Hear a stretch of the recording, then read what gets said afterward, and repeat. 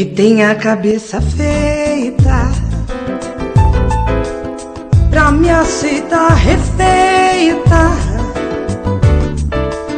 das mágoas que herdei, da vida desajeitada. Às vezes fugi da estrada onde eu sempre caminhei.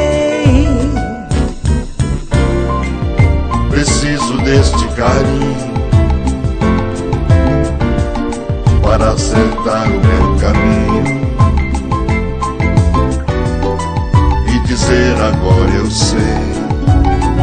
Existe alguém neste mundo que soube lá bem no fundo entrar no meu submundo onde eu sempre pisei. Que tenha muito carisma pra apagar essa cisma que teima em perseguir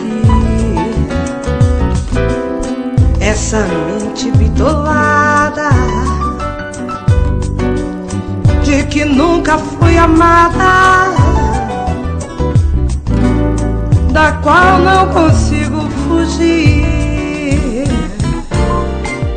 Que seja grande o bastante pra entender num instante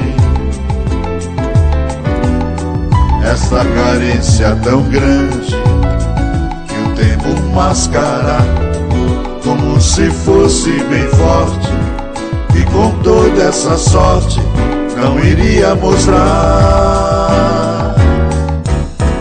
Precisa-se de alguém como você, de alguém como você, de alguém